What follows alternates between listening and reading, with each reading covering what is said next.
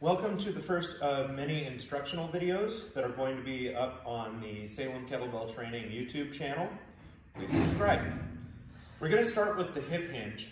Dan John has called the hip hinge the most powerful human movement. What he means is hip extension is the most powerful human movement. This is because the hip hinge brings so many muscles of the lower extremities into play. All of these muscle groups are large and powerful, and the way they're set up, they can create a lot of contractile force really rapidly. So from the ground up, the hip hinge needs a couple of things to start off with. One, we need to know what the right stance width is. Now we're going to be instructing the hip hinge as a step towards the kettlebell swing, which is slightly different than the hip hinge as a step towards either the conventional barbell deadlift or the sumo barbell deadlift. Both kettlebell and barbell deadlifts are hip hinges, of course, but the placement of the weight means we use a different stance in the case of the barbell. So, stance width. Quick, easy little starting position. We're going to go with feet together to start off with. You're going to turn one foot all the way out so that it's at a right angle. And then you're going to turn that foot, the heel, out so that it's facing forward again. Now we're going to do the same thing on the other side. Turn the toes out, then turn the heel out. And now we've got our stance width, which is going to be likely a good stance for the majority of folks. Now, the stance width isn't the whole story, because one of the standards for the hip hinge and everything else that goes along with the hip hinge is that the knees must track the toes. So right now you can see my toes are pointed straight towards the camera. If I hinge back as though I have a kettlebell, my knees are going to twist out to the side. And if they're doing that, they're not tracking the toes. They are pushing, my knees are going one direction, my toes are going another. So the second piece of the stance puzzle for the hip hinge is the foot angle. And I'll show you a really easy way to establish that. So we want our stance to be conducive to a really powerful hip hinge. We want to get the most muscle involved that we can.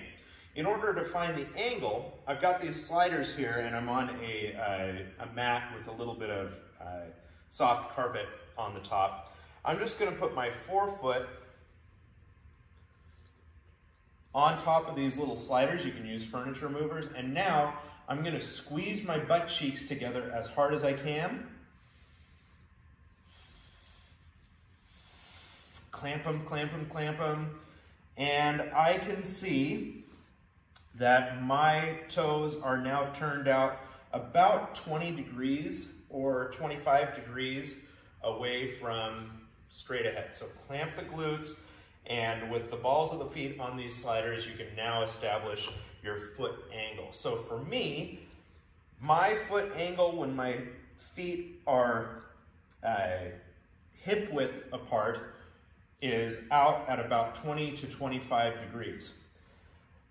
The further out from the midline our foot goes, the wider our stance, essentially, the more foot angle we need to have in order to continue to have the knees track the toes. So, a little derail here. If I were going to perform a conventional barbell deadlift, this would be how I would establish and set up my stance with my feet turned out about 20-25 degrees. If I were to go all the way out to a sumo barbell deadlift, I would have them toed out significantly further, because as I hinge down to the weight, my knees are going to push out. Okay? So if I were in the conventional stance, that's hip width apart, squeeze the glutes as hard as I can together. The toes turn out about 20-25 degrees. When I hinge down to the barbell, my knees are going to track my toes. They're going to go over my feet in that same angle, and that's how I'm going to load to get ready for my conventional deadlift. When I'm doing a sumo deadlift, clamp those glutes down, and I'm going to have a much wider toe angle because my knees are going to go out at a much wider angle. Now the kettlebell deadlift and kettlebell swing is somewhere in between. So I can just squeeze the glutes out at that same width we established earlier, which is about 2 foot lengths apart for the heels. And there's my foot angle and there's my knee tracking angle. So I've got my stance width, which I set up just toeing out 90 degrees, then swivel the heel out from there, toe out 90 degrees, swivel the heel out from there. I could just as easily put those sliders under the balls of my feet right here, clamp the glutes, and that's going to establish my foot angle. From there, I'm going to be able to hinge and know that my knees are safe because they're tracking the toes, and that I'm going to have a powerful glute contraction at the top because it's that powerful glute contraction that created the angle that I'm at with my feet.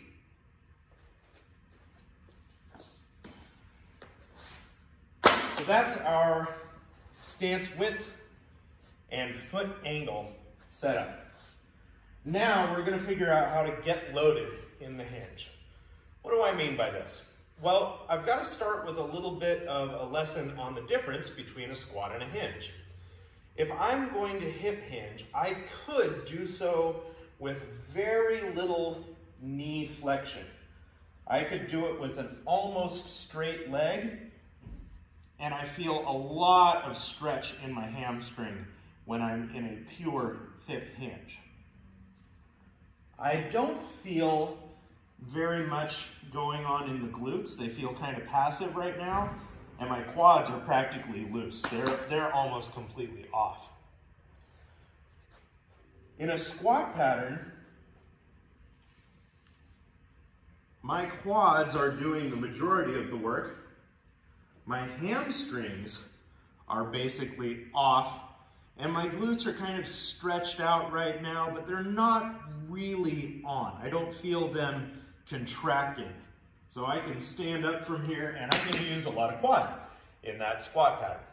This one's going to be all hamstring. This one's going to be all quad or mostly quad. Okay? If I want the most powerful version of hip extension that I can create, I need to find a bottom position in my hip hinge that equally loads the hamstrings, the glutes, and the quads. And we're going to play around with that. So I've got my shoulder width stance, toe out, swivel the heels out, we're there. I've got my foot angle correct. Now I'm going to press my fingers into the crease of my hips and push my hips back and allow my knees to bend so that I can feel like this is kind of tough. Like I've got an angle that has my quads on, my hamstrings are on. They're actually a little bit weak here, so maybe I'll pick my hips up just a little bit more. There we go. Now my hamstrings are on and my quads are on, and I push my hips back, and man, my glutes are on, they're ready to go.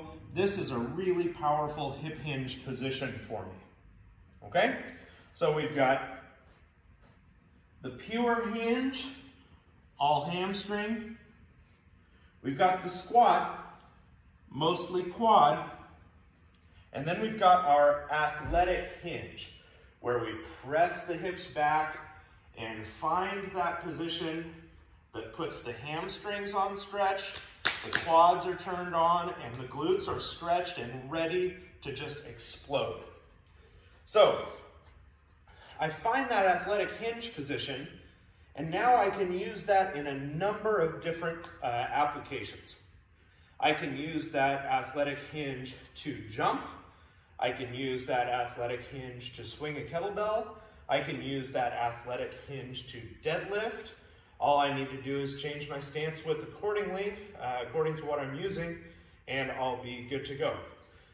But you gotta find the power. You gotta find that place where everything is on. Hamstrings, quads, glutes. That's how you get loaded. So to recap, we've got our stance width.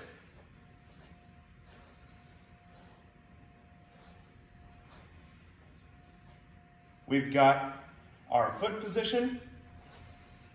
Clamp the glutes, that'll establish how far out you toe out. We've got our loaded position, where the hamstrings, quads, and glutes are all doing equal work. And now we're going to incorporate the final piece of the hip hinge, and that's going to be our power breath. So I've talked a lot about the power breath in previous videos. It's because it's tremendously important.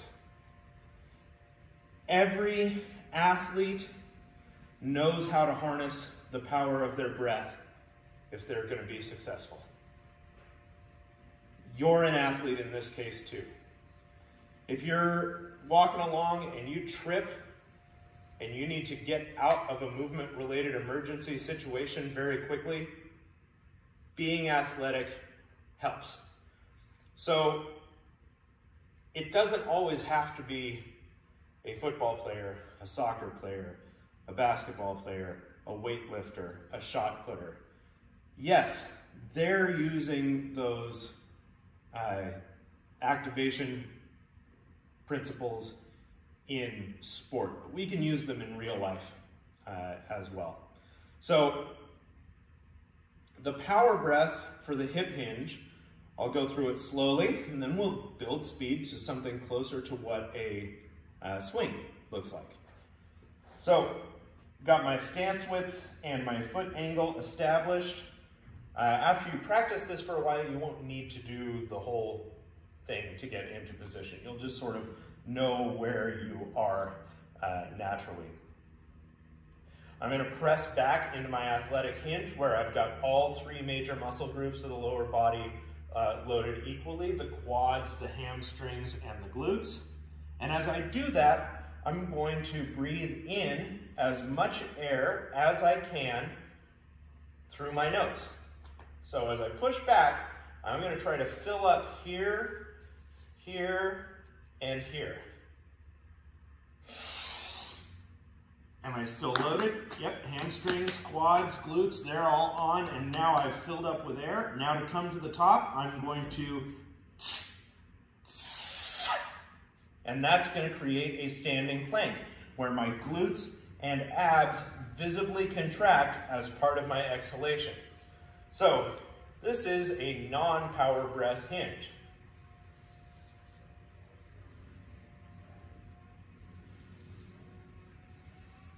Not that tough, I could do that a lot. This is a hinge with power breath.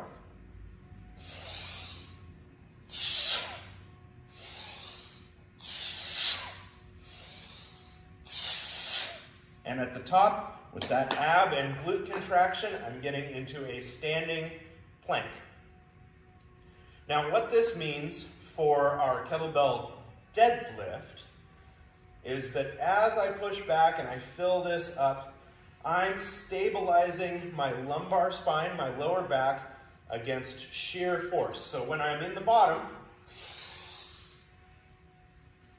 I've got this weight belt that's created by my power breath that's going to prevent shear force from playing around with my lumbar discs. I power breath back up to the top, and now I've got everything contracted against compressive forces of the weight pulling me down. We turn that into a swing, and that power breath becomes even more important at the top. Because now the weight is trying to pull me forward, and now I've got shear force at the top of the swing, pulling my spine in this direction, trying to get my vertebrae unstacked from each other and sliding forward. Well, if I've got my weight on my heels, and I've used that power breath to contract both my glutes and my abs, that weight isn't going to be able to put any kind of shear force on my lumbar spine. So that's why we have to power breathe when we hip hinge, because it's going to be that way whether we deadlift or swing. There are other hinge patterns which we can get to, the kettlebell clean, the kettlebell snatch. Those hinge patterns still call on the same lower body mechanics. We just change the direction of the pull from something that projects the force forward in the swing to something that projects the force upward in the clean and in the snatch. So we change from a horizontal projection of force to a vertical projection of force. Those are the differences, but it's still a hinge in the beginning. So those are the hinges that you'll encounter in training. Whether you're practicing your swing or your deadlift, it doesn't hurt to start your practice with a couple of hip hinges with the power breath incorporated, just so you know what's coming. And you can kind of grease the groove a little bit and get ready for those heavier efforts. I hope this has been a video that has helped you understand A, the hip hinge and all of its pieces, and B, how to incorporate the action principles into your bigger movements. So the action principles that I always talk about, we've got the power breath, we've got fast and loose, we've got hyper-irradiation, we've got feed forward tension, and we've got dominanta. I'm going to try to incorporate some of that instruction into every movement that I do, because it's a part of that movement. That's how we make these movements safe and stable and effective. Thanks very much.